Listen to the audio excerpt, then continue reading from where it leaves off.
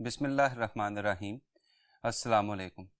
I am Muaz रसूल, your professor of physics. Students, आप लोगों को याद होगा कि लास्ट लेक्चर में हम लोगों ने इलेक्ट्रोमैग्नेटिज्म के सिलसिले में अपना टेस्ट नंबर 5 डिस्कस किया था। आज हमने इसी सिलसिले को जारी रखना है और इलेक्ट्रोमैग्नेटिज्म के ही सिलसिले में हम लोगों ने अपना टेस्ट नंबर 6 डिस्कस करना है। सो आइए अपना काम शुरू करते हैं। Question number 86. A current is flowing towards north along a power line. The direction of magnetic field above it neglecting Earth's field. आपके पास एक पावर लाइन है, उसमें करंट किधर को फ्लो कर रहा है? नॉर्थ की तरफ फ्लो कर रहा है। आपने इस पावर लाइन के ऊपर जमीन की मैग्नेटिक फील्ड को इग्नोर करते हुए पावर लाइन का मैग्नेटिज्म बताना है। तो सिंपल राइट हैंड रूल का क्वेश्चन है। जरा ध्यान से देखें, करंट आपको किधर जाता दिखाई दे रहा है? Towards north. तो नॉर्थ के अलॉन्ग मेरा क्या आ जाएगा? थंब। और जब मैं अपनी फिंगर्स को मैग्नेटिज्म यानी मैग्नेटिक फील्ड फाइंड करने के लिए रोटेट करूंगा तो मेरी फिंगर्स आप देख सकते हैं कि ऊपर या सामने से देखते हुए किससे किसकी तरफ रोटेट होती है आपको दिखाई दे रही हैं? लेफ्ट से राइट यानी वेस्ट से ईस्ट की तरफ। आपके 86th एमसीक्यू का आंसर होगा ईस्ट यानी Charlie.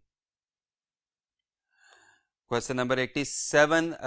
Due to a straight conductor carrying electronic current, negative current की बात हो रही है, the wrong statement out of the following is. आपने गलत सेंटेंस के बारे में बताना है। एक एक ऑप्शन देख लें। पहली option, magnetic field at O will be parallel to x axis. अब ये आपके पास इस ऑप्शन को चेक करने के लिए ये आपके पास इलेक्ट्रॉनिक करंट है जो किधर को फ्लो कर रहा है? ऊपर की तरफ फ्लो कर रहा है। तो इसका मतलब कन्वेंशनल करंट किधर को फ्लो कर रहा होगा? नीचे की तरफ, क्योंकि राइट हैंड रूल हमेशा कन्वेंशनल करंट पे लगता है। इस वायर से कुछ फासले पे पॉइंट O है, इस पे हमने B का एनालिसिस करना है। तो इसके लिए फिर जाहिर सी बात है क्या लगेगा? Right hand rule. आपको करंट किधर जाता दिखाई दे रहा है? नीचे की तरफ। तो आ गया थंब। और जब मैं अपनी उंगलियों को रोटेट करूंगा तो इस साइड पे मैग्नेटिक फील्ड किधर को है? अंदर की तरफ। तो इस साइड पे यानी पॉइंट O पे मैग्नेटिक फील्ड किधर को होगी? बाहर की तरफ, इधर को, out of the white board या एक्स और वाई के परपेंडिकुलर। और वो कौन होता है? Plus Z axis. यानी पॉइंट O पे magnetic field plus Z axis के पैरेलल है, एक्स एक्सिस के नहीं। सो आपके 87th एमसीक्यू का आंसर क्या होगा? अल्फा। अगली ऑप्शंस भी जरा देख लें। Beta, magnetic field at O will be parallel to Z axis. में से मैं अभी आपको बता चुका हूं। Charlie, magnetic lines of force are concentric circles with the wire at the centre. हमने सबसे पहला टॉपिक जो इलेक्ट्रोमैग्नेटिज्म में किया था उसमें हमने यही देखा था कि एक स्ट्रेट वायर में से जब भी करंट पास करता है तो उसके लिए जो मैग्नेटिक फील्ड पैदा होती है वो बहुत सारे सर्कल्स की शक्ल में पैदा होती है और वो तमाम सर्कल्स क्या होते हैं? कंसेंट्रिक होते हैं। तो चार्ली ऑप्शन भी बिल्कुल सही है। Delta, magnetic field to the left and right of the wire are oppositely directed. ये अभी मैंने बताया कि इस वायर के यहां पे यानी पॉइंट O पे यानी राइट साइड पे मैग्नेटिक फील्ड किधर को है? बाहर की तरफ है। तो लेफ्ट साइड पे मैग्नेटिक फील्ड किधर को होगी? अंदर की तरफ होगी। तो 87th में चूंकि आपने रॉन्ग ऑप्शन को टिक करना था, रिपीट 87th का आंसर क्या होगा? Alpha. Question number 88. Electronic current यानी नेगेटिव चार्जेस का current is flowing through a straight conductor as shown in the figure. The direction of magnetic lines of force when seen from below the conductor will be. नौजाद ध्यान से देखिएगा, आपके पास ये conductor है, इसमें आपको करंट किधर जाता दिखाई दे रहा है? ऊपर की तरफ। लेकिन फिर वही बात, ये कौन सा करंट है? इलेक्ट्रॉनिक करंट है। तो इसका मतलब कन्वेंशनली इसमें करंट किधर को फ्लो कर रहा होगा? ऊपर से नीचे। अब इसको समझाने के लिए फर्ज करें कि ये मेरे पास एक मार्कर है और इस मार्कर में करंट किधर जा रहा है? ऊपर से नीचे की तरफ आ रहा है। तो जब इस मार्कर में करंट ऊपर से नीचे की तरफ आ रहा होगा तो मेरा थंब किधर को जाएगा? नीचे को। और जब मैं ऊपर से देखते हुए अपनी उंगलियों को रोटेट करूंगा, थंब नीचे को जा रहा है। और जब मैं ऊपर से देखते हुए अपनी उंगलियों को रोटेट कर रहा हूं तो मुझे मैग्नेटिक फील्ड कैसे दिखाई दे रही है? क्लॉकवाइज। बट रिमेंबर, इस एमसीक्यू में आपने ऊपर से नहीं देखना था, आपने कहां से देखना था? नीचे से देखना था। तो अगर आपको ऊपर से देखने से मैग्नेटिक फील्ड कैसे दिखाई दे रही है? क्लॉकवाइज। तो नीचे से देखने से यही मैग्नेटिक फील्ड आपको कैसे दिखाई देगी? Anti clockwise. आपके 88 एमसीक्यू का आंसर क्या होगा? Beta. Question number 89, a current carrying straight wire is kept along the axis of the solenoid carrying a current the straight wire। आपके पास एक सोलनॉइड था, उसमें से करंट पास कर रहा था, आपने एक करंट कैरिंग वायर को उस सोलनॉइड के कोर के अंदर एक्सिस के अलोंग रख दिया। बताएं उस करंट कैरिंग वायर पे क्या फोर्स लगेगी? कोई फोर्स नहीं लगेगी। उसकी वजह, ये आपके पास एक सोलनॉइड है, रफ सी डायग्राम मैंने बनाई। आपको पता है कि सोलनॉइड की मैग्नेटिक फील्ड हमेशा उसके एक्सिस के अलोंग होती है। इसका क्या मतलब होगा कि सोलनॉइड की मैग्नेटिक फील्ड यानी बी या तो इधर को होगी या इधर को होगी। अब आपने वायर को, करंट कैरिंग वायर को सोलनॉइड के एक्सिस के अलोंग रखा है, तो इसका मतलब ये जो करंट कैरिंग वायर है, चाहे आप ये कोर के अंदर रखें, चाहे आप ये कोर के बाहर रखें, चाहे आप ये कोर के ऊपर रखें, चाहे आप ये कोर के नीचे रखें, ये जो वायर है ये सोलनॉइड की मैग्नेटिक फील्ड का या तो पैरेलल होगी या एंटी पैरेलल होगी। नाउ फोर्स का फॉर्मूला क्या होता है? आई एल बी साइन, और साइन के आगे थीटा, और अगर थीटा 0 हो या 180 हो, दोनों सूरतों में, दोनों सिचुएशंस में फोर्स का आंसर क्या आ जाता है? 0 आ जाता है। आपके 89th एमसीक्यू का आंसर क्या होगा? चार्ली, यानी will not exert any force on the solenoid. ना वायर सोलनॉइड पे कोई फोर्स लगाएगी और ना सोलनॉइड वायर पे कोई फोर्स लगाएगी। Question number 90, a proton beam is going from north to south and an electron beam is also going from north to south. Neglecting the earth magnetic field, the electron beam will be deflected. Now अब आपके पास situation क्या है कि north south west east, ये proton beam है जो किससे किसकी तरफ आ रही है? नॉर्थ से साउथ की तरफ। तो याद रखिएगा ये कन्वेक्शनल करंट है, हमें इसको डिस्टर्ब करने की जरूरत नहीं है। लेकिन जो इलेक्ट्रॉन बीम है वो भी किससे किसकी तरफ आ रही है? नॉर्थ से साउथ की तरफ। तो रिमेंबर ये इलेक्ट्रॉनिक करंट है, और तमाम रूल्स, तमाम करेक्ट आंसर इलेक्ट्रॉनिक करंट के लिए नहीं आते। किसके लिए आते हैं? इलेक्ट्रिक या कन्वेक्शनल करंट के लिए आते हैं। तो इसका मतलब इलेक्ट्रॉन्स की बीम के कॉरस्पॉन्डिंग कन्वेक्शनल करंट साउथ से नॉर्थ की तरफ जा रहा होगा। यानी मैंने प्रोटॉन के बीम्स के करंट को रिवर्स नहीं किया, लेकिन इलेक्ट्रॉन के बीम्स के करंट को इसलिए रिवर्स कर दिया है कि वो कौन सा करंट था? इलेक्ट्रॉनिक। मुझे उसको किस में चेंज करना था? कन्वेक्शनल करंट में चेंज करना था। Now forget about proton, forget about electron, simple. ये आपको दो करंट्स दिखाई दे रहे हैं जो एक दूसरे से क्या है? ऑपोजिट है। और हम बहुत दफा पढ़ चुके हैं कि ऑपोजिट करंट्स हमेशा एक दूसरे को क्या करते हैं? रिपेल करते हैं। इसका मतलब ये जो बीम है, ये जो दोनों बीम्स हैं, एक दूसरे से अवे जाने की कोशिश करेंगी। यानी प्रोटॉन की बीम इलेक्ट्रॉन की बीम से या इलेक्ट्रॉन की बीम प्रोटॉन की बीम से अवे जाने की कोशिश करेगी। आपके 90th एमसीक्यू का आंसर होगा चार्ली, यानी इलेक्ट्रॉन की beam will move away from the beam of protons. Question number 91, two infinitely long wires carrying same currents in opposite direction, then the magnetic field at a point lying midway between them is। आपके पास ये दो wires हैं, इनमें current कैसे flow कर रहा है? Equal but opposite. बताएं इनके मिड पॉइंट पे यानी यहां पे मैग्नेटिक फील्ड क्या होगी? राइट हैंड रूल लगाएं। इस बार में आपको करंट किधर जाता दिखाई दे रहा है? ऊपर की तरफ ही आ गया थंब। तो जब मैं अपनी फिंगर्स को रोटेट करूंगा तो इस साइड पे मैग्नेटिक फील्ड किधर को है? बाहर की तरफ, और दूसरी साइड पे मैग्नेटिक फील्ड किधर को होगी? अंदर की तरफ। तो यहां पे क्या आ जाएगा? डॉट, और यहां पे क्या आ जाएगा? क्रॉस। यही रूल जब मैं इसके लिए लगाऊंगा, थंब नीचे है तो इस साइड पे मैग्नेटिक फील्ड अंदर की तरफ और इस साइड पे मैग्नेटिक फील्ड बाहर की तरफ। अब इन दोनों वायर्स के बिल्कुल सेंटर में यानी मिड में आपको कितनी मैग्नेटिक फील्ड्स दिखाई दे रही हैं? दो, और दोनों की डायरेक्शन क्या है? सेम। तो ये दोनों मैग्नेटिक फील्ड्स एक दूसरे को क्या करेंगी? ऐड कर देंगी। लिहाजा इस पॉइंट पर, मिड पॉइंट पर मैग्नेटिक फील्ड इन दोनों वायर्स की मैग्नेटिक फील्ड का सम हो जाएगी। यानी मिड पॉइंट पे मैग्नेटिक फील्ड किसी भी एक वायर की मैग्नेटिक फील्ड से क्या हो जाएगी? ट्वाइस हो जाएगी। आपके 91st एमसीक्यू का आंसर आएगा अल्फा, यानी twice the field due to each wire. Question number 92. a rectangular loop carrying electronic current यानी negative current is placed near a long straight fixed wire carrying electronic current यानी negative current as shown the loop. अच्छा, ये आपके पास wire है, इस wire में कौन सा करंट फ्लो कर रहा है? इलेक्ट्रॉनिक. उसके पास बिल्कुल क्या रखा हुआ है? एक लूप, उसमें भी कौन सा करंट फ्लो कर रहा है? इलेक्ट्रॉनिक. अब जब दोनों इलेक्ट्रॉनिक करंट हैं तो आपको डायरेक्शन रिवर्स करने की जरूरत नहीं है. प्रॉब्लम उस वक्त आती है जब एक कन्वेंशनल हो और दूसरा इलेक्ट्रॉनिक हो, फिर हम इलेक्ट्रॉनिक करंट की डायरेक्शन रिवर्स करके उसको कन्वेंशनल बनाते हैं. लेकिन अगर दोनों क्या हो, इलेक्ट्रॉनिक हो, तो फिर आपको डायरेक्शन रिवर्स करने की जरूरत नहीं है. जरा ध्यान से देखिएगा, आंसर की तरफ चलते हैं. इस वायर में आपको करंट किधर जाता दिखाई दे रहा है? नीचे से ऊपर.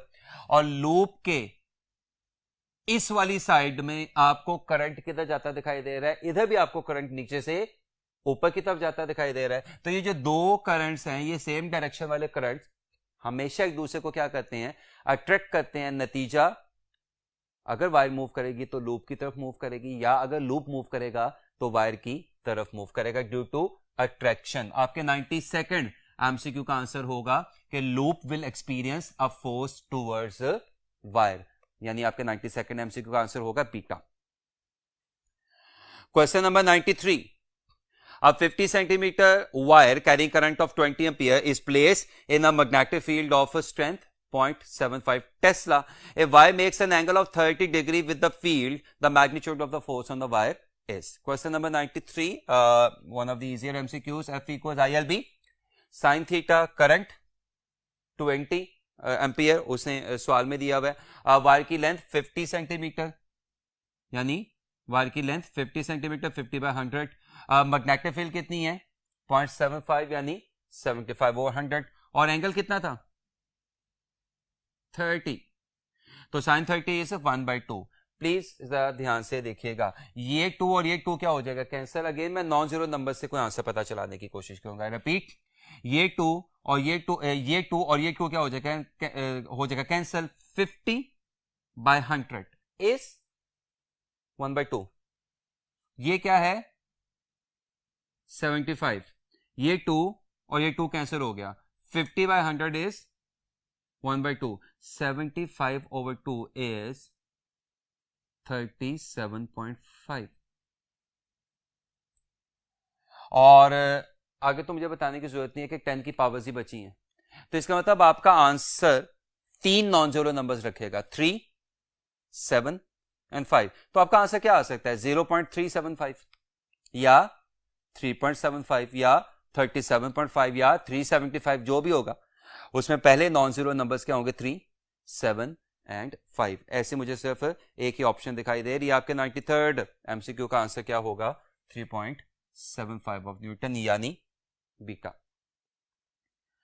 Question number 94. A straight wire of length 1.5 meter and carrying a current of 2.5 ampere is placed in a uniform magnetic field of 0.5 Tesla. The magnetic field is perpendicular to the length of the wire. The force per unit length in the wire is, या on the wire is. Question number 94 करिए. Magnetic force का formula F equals ILB. Question पैदा होता है, मैंने sine theta क्यों नहीं लिखा? चुके परपेंडिकुलर मैग्नेटिक फील्ड के लिए थीटा 90 हो जाएगा और साइन 91 हो जाएगा. F equals ILB. चूंकि हमने क्या निकालना है? फोर्स नहीं बल्कि फोर्स यूनिट लेंथ. तो L वाला फैक्टर उधर आके क्या हो जाएगा? Divide. So force per unit length comes out to be IB. Now what is I? 2.5 यानी 25/10. What is B? 0.5 यानी 5/10. प्लीज यहां से देखिएगा, 5/10 क्या हो जाएगा? 1/2. 2 उधर जाके 20 से मल्टीप्लाई होगा तो ये क्या बन जाएगा? फोर्स पर यूनिट लेंथ क्या बन जाएगी? 25/20. Of course 1.25.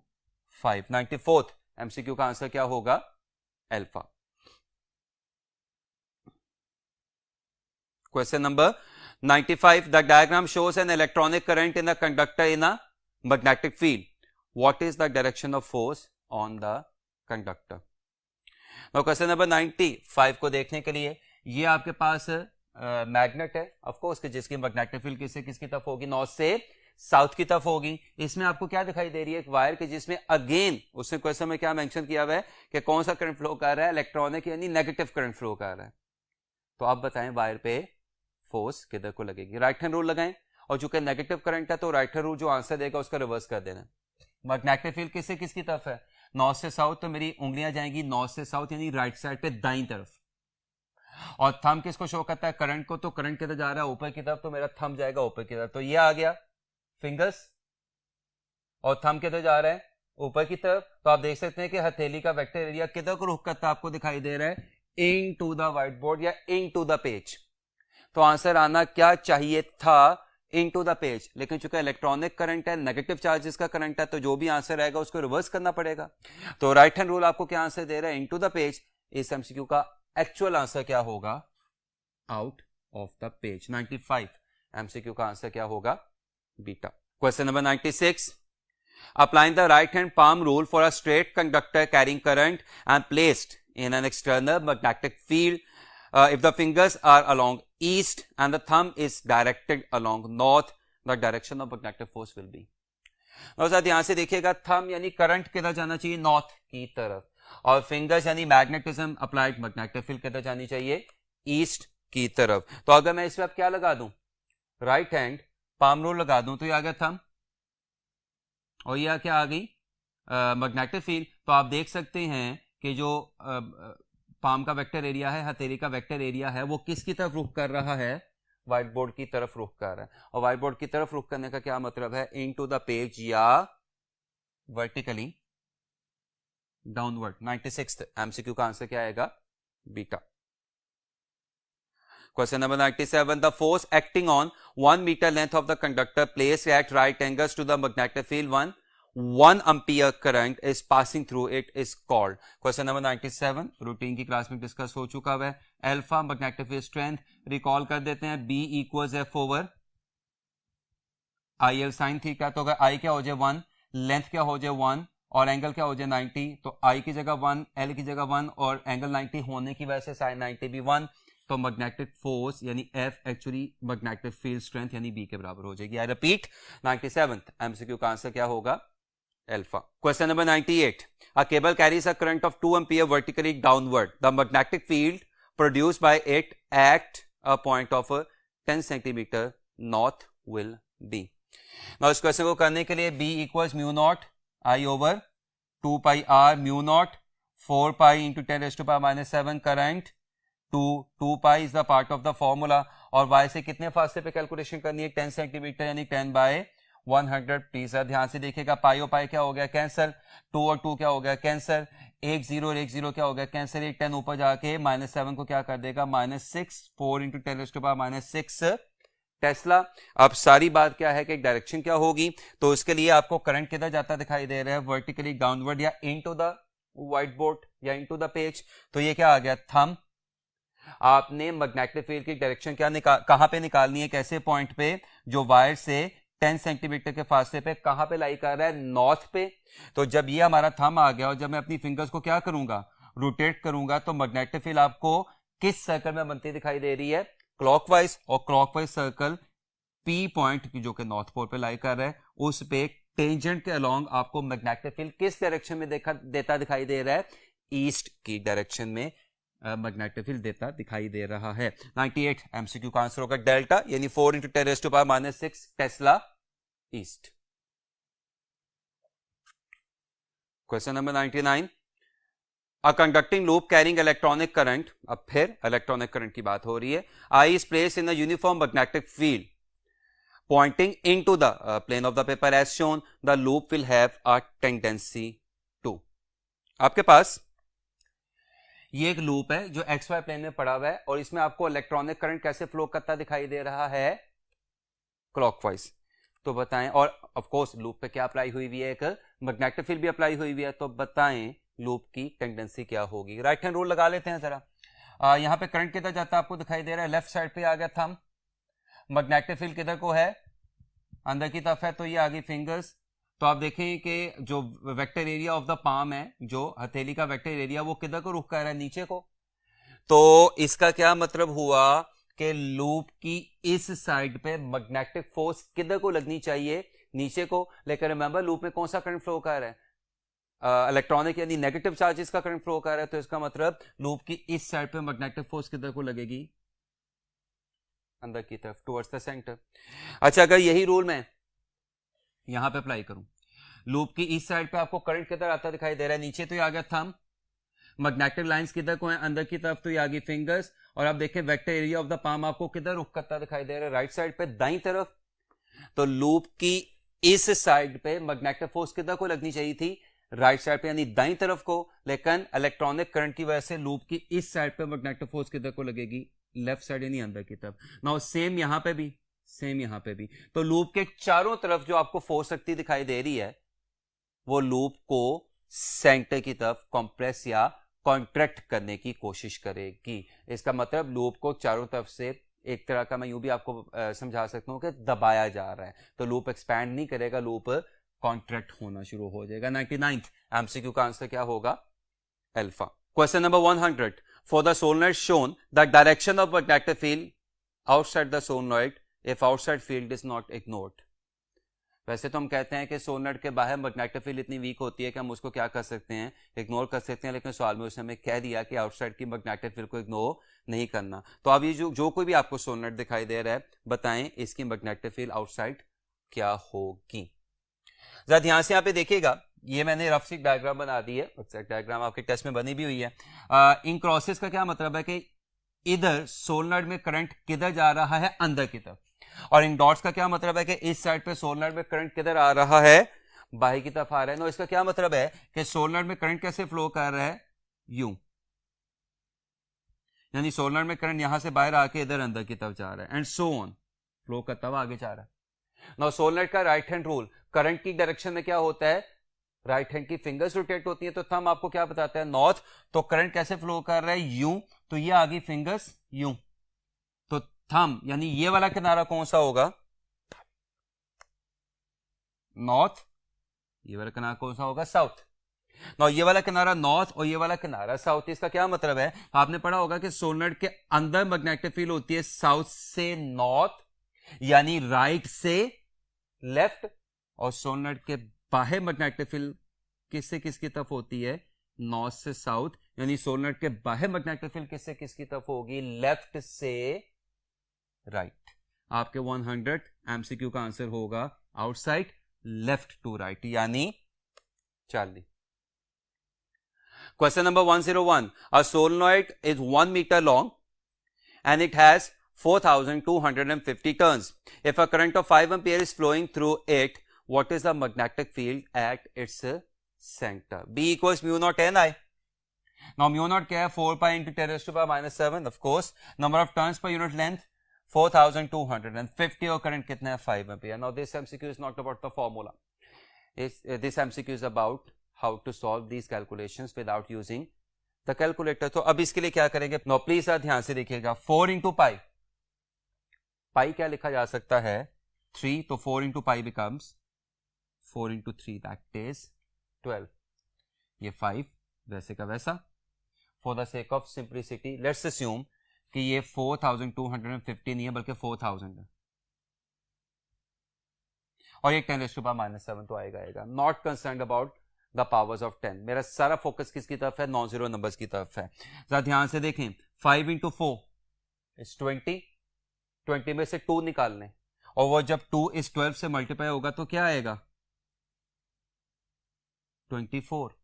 इसका मतलब आपका आंसर क्या आ सकता है, 240, 24, 2.4, 0.24, यानी आपका आंसर किसके अराउंड अबाउट होगा, किसके करीब होगा, 2.4 के करीब होगा। और अगर मैं गलत नहीं तो 2.4 के करीब मुझे एक ही ऑप्शन दिखाई दे रही है, 101 एमसीक्यू का आंसर क्या होगा, बीटा, यानी 2.7 into 10 raised to power minus 2 Tesla. Hopefully technique आपको अच्छे तरीके से समझ आ रही होगी। Question number 102, in a current carrying solenoid the magnetic field produced does not depend on.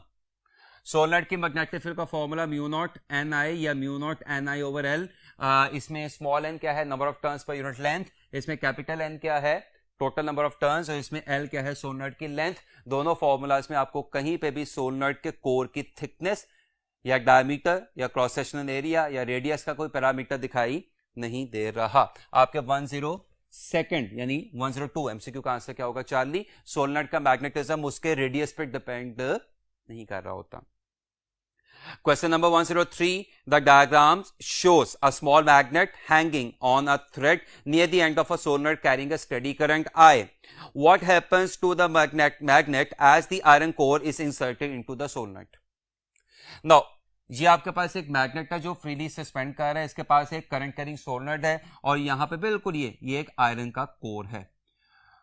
Iron का कोर सोलेनोइड के कोर के अंदर, यानी आयरन की बार सोलेनोइड के कोर के अंदर डाल दी गई, इंसर्ट कर दी गई, प्लेस करवा दी गई. बताएं अब मैग्नेट के साथ क्या होगा. तो हमें पहले ये देखना पड़ेगा कि जब हमने ये एक्सरसाइज नहीं की थी, यानी जब ये आयरन की बार अभी सोलेनोइड के कोर के अंदर एंटर नहीं हुई थी या प्लेस नहीं करवाई गई थी, तो उस वक्त क्या हो रहा था वो पहले देखेंगे, उसके बाद देखेंगे कि आयरन की बार डालने से क्या होगा ना. प्लीज सर ध्यान से देखिएगा, आपको अपनी तरफ वाली साइड में सोलेनोइड में करंट किधर फ्लो करता दिखाई दे रहा है, ऊपर से नीचे. तो अगर मैं इस पे सोलेनोइड का राइट हैंड रूल लगाऊं कि जिसमें फिंगर्स करंट को शो करती हैं और थंब क्या देता है, नॉर्थ पोल, तो ये पोल नॉर्थ है, ये पोल साउथ है. इसका मतलब कि सोलेनोइड का नॉर्थ सस्पेंड हुए हुए मैग्नेट के साउथ के सामने है. इसका मतलब ये सोलेनोइड और ये मैग्नेट एक दूसरे को क्या कर रहे होंगे, अट्रैक्ट कर रहे होंगे. अब आपने आगे क्या किया कि ये जो आयरन की बार है इसको सोलेनोइड के कोर के अंदर प्लेस करवा दिया. Remember, iron is a ferromagnetic substance और मैंने आपको लेक्चर में बताया था कि फेरोमैग्नेटिक सब्सटेंस के लिए रिलेटिव परमिटिविटी 1 से कहीं ज्यादा होती है. तो उसका फिजिकली मतलब क्या है, फेरोमैग्नेटिक सब्सटेंसेस में एक्सटर्नल मैग्नेटिक फील्ड को इनहैंस करने की, मजीद स्ट्रॉन्ग करने की सलाहियत होती है. और इससे काफी हद तक एमसीक्यू क्लियर हो जाएगा. जो ही मैं ये आयरन की बार इस करंट कैरिंग सोलेनोइड के अंदर रखूंगा, सोलेनोइड की मैग्नेटिक फील्ड में क्या हो जाएगा, इजाफा. जब सोलेनोइड की मैग्नेटिक फील्ड इनहैंस होकर बढ़ जाएगी तो सोलेनोइड के पोल्स की पोलैरिटी भी पहले के मुकाबले में क्या हो जाएगी, स्ट्रांग हो जाएगी. इसका क्या मतलब है, ये पहले भी नॉर्थ पोल था, ये अब भी नॉर्थ पोल है, लेकिन इसकी नॉर्थनेस में क्या हो जाएगा, इजाफा हो जाएगा. इसी तरह ये पहले भी साउथ पोल था, ये आयरन बार रखने के बाद अभी भी क्या साउथ पोल है, लेकिन इसकी साउथनेस में यानी इसकी साउथ नेचर में क्या हो जाएगा, इजाफा हो जाएगा. इसका क्या मतलब हुआ कि इस सोलेनोइड और इस मैग्नेट के दरमियान अट्रैक्शन भी पहले के मुकाबले में क्या हो जाएगी, ज्यादा हो जाएगी. मतलब मैग्नेट जो हो सकता है सोलेनोइड के पहले थोड़ा सा करीब आया हो, वो आयरन बार रखने से सोलेनोइड के थोड़ा और ज्यादा करीब आ जाएगा. आपके 103 यानी 103 एमसीक्यू का आंसर क्या होगा, alpha. It moves towards the solenoid. Question number 104. A proton is moving with velocity v in a direction opposite to the direction of magnetic field B. The magnetic force experienced by the proton is. Question number 4. One of the easier MCQ. F equals QVB sin theta. और theta की जगह आप देख सकते हैं मैंने क्या लिख दिया, 180, चूंकि प्रोटॉन मैग्नेटिक फील्ड से ऑपोजिट मूव कर रहा है. साइन 180 क्या होता है, 0. इसका मतलब इस प्रोटॉन पे इस सिचुएशन में कोई फोर्स नहीं लगेगी, यानी 104 का आंसर होगा 0 यानी डेल्टा.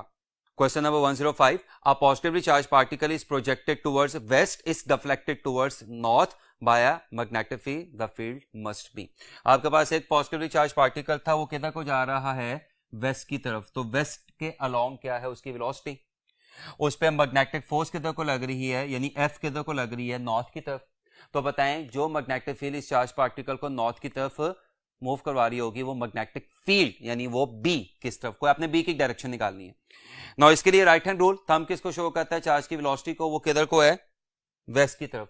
तो ये आ गया थंब वेस्ट की तरफ, राइट साइड पे. ठीक है, आप लोगों के लेफ्ट साइड पे, मेरे राइट साइड पे, आप लोगों के लेफ्ट साइड पे. ओके, हथेली का वेक्टर एरिया किधर जाना चाहिए, यानी फोर्स किधर जाना चाहिए, ऊपर यानी नॉर्थ की तरफ.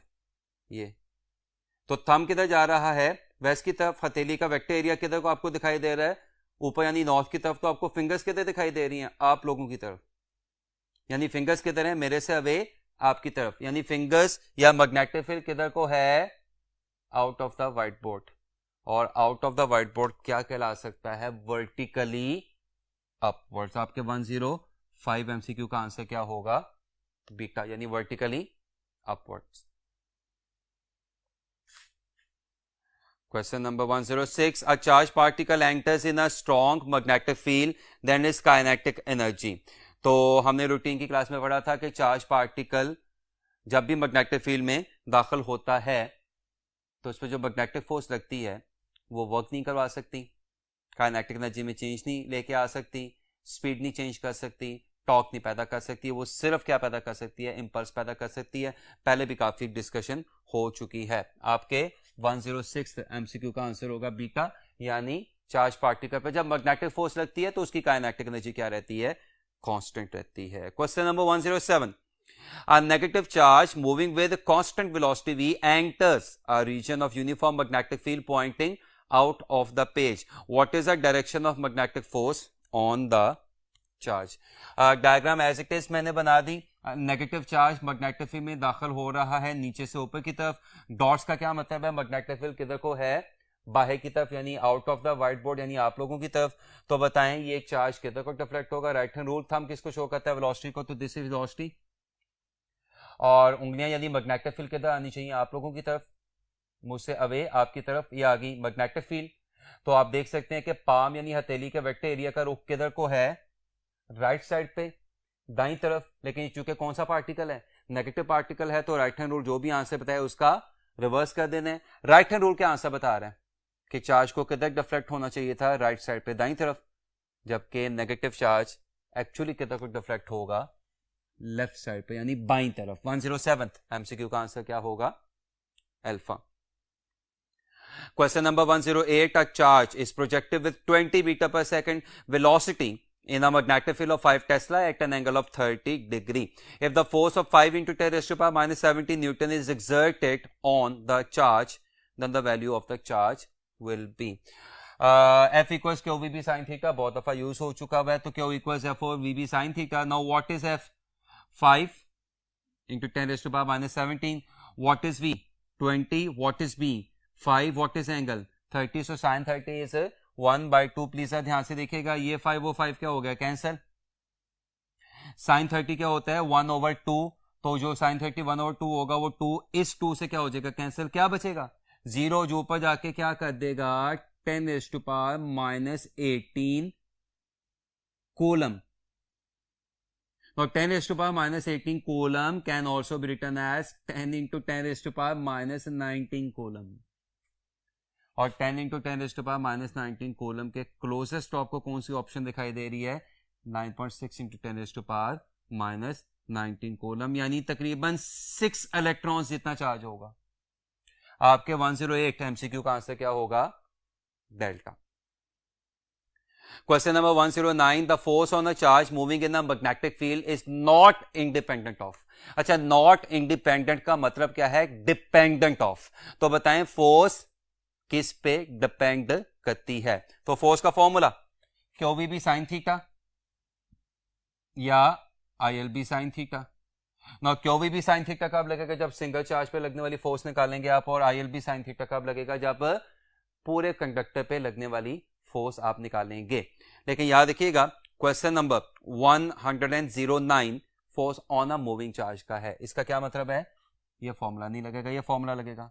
और इस फॉर्मूला में आपको फोर्स किस पे डिपेंड करती दिखाई दे रही है, चार्ज की अमाउंट यानी चार्ज पे, ऑफ कोर्स उसके साइन पे, अप्लाइड मैग्नेटिक फील्ड पे, थीटा पे यानी चार्ज की वेलोसिटी और मैग्नेटिक फील्ड के दरमियान बनने वाले एंगल पे, और सबसे अहम बात चार्ज की वेलोसिटी पे। 109 एमसीक्यू का आंसर क्या होगा, beta. Question number 110, an electron moves in a circular arc of radius 10 meter at a constant speed of 2 into 10 raised to power 7 meter per second with its plane of motion normal to the magnetic flux density of 10 raised to power minus 5 Tesla. The specific charge यानी charge to mass ratio of electron is। कोई जरूरत नहीं solve करने की, आपको याद होगा तो हमने किया था कि इलेक्ट्रॉन के लिए चार्ज टू मास रेशियो क्या होती है, 1.75 into 10 raised to power 11 coulomb per kilogram, और 1.75 is closest to 2। आपके 1/10 एमसीक्यू का आंसर क्या होगा, 2 into 10 raised to power 11 coulomb per kilogram, यानी आपके 1/10 एमसीक्यू का आंसर क्या होगा, delta. Question number 111, the radius of curvature of path of a charged particle in a uniform magnetic field is directly proportional to।